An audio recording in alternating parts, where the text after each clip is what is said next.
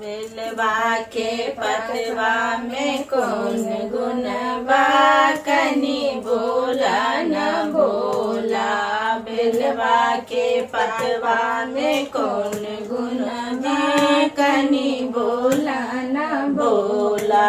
बोला न बोला जी बोला न बोला। बोला न बोला जी बोला न बोला। बेलवा के पतवा में कौन गुण बा कनी बोला न बोला। बेलवा के पतवा में कौन गुण बा कनी बोला न बोला। कोठा ओ सोफा शिव के मनू न भावे। कोठा ओ सोफा शिव के मनू न भावे। टुटली मड़ैया में कौन गुण बा कनी बोला न बोला। टुटली मड़ैया में कौन गुण बा कनी बोला न बोला। बेलवा के पतवा में कौन गुण बा कनी बोला न बोला। बेलवा के पतवा में कौन गुण बा कनी बोला न बोला।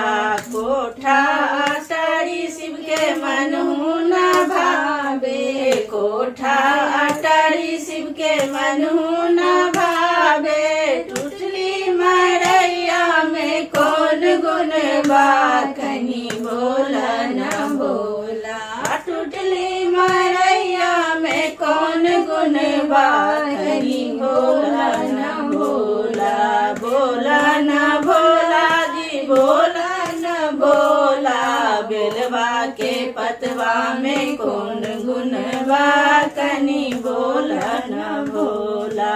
बेलवा के पतवा में कौन गुण बा कनी बोला न बोला।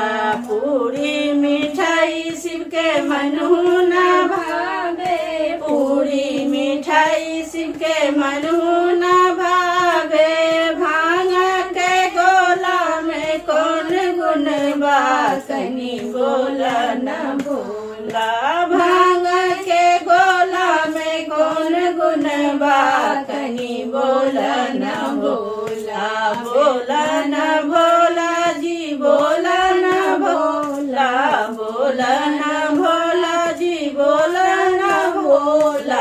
बेलवा के पतवा में कौन गुण बा कनी बोला न बोला। बेलवा के पतवा में कौन गुण बा कनी बोला न बोला। साला दूसला शिव के मनू न भावे। साला दूसला शिव के मनू न भावे।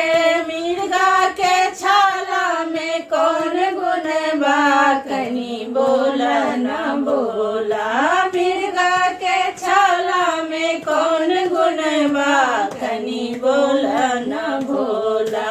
बोला न भोला जी बोला न बोला।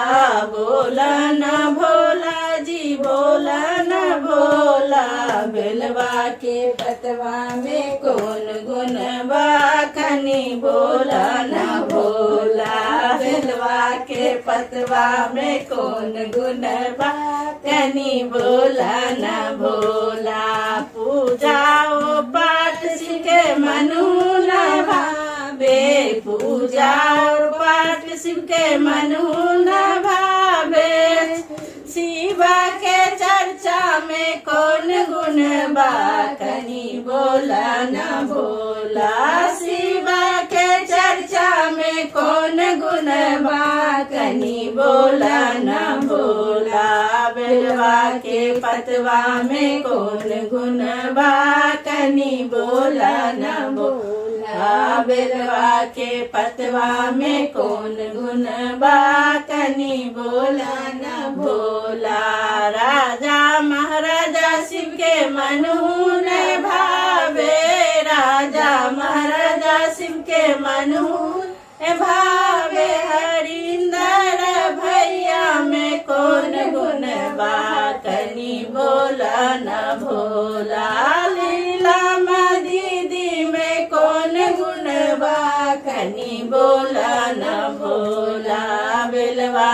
पतवा में कौन गुण बा कनी बोला न भोला।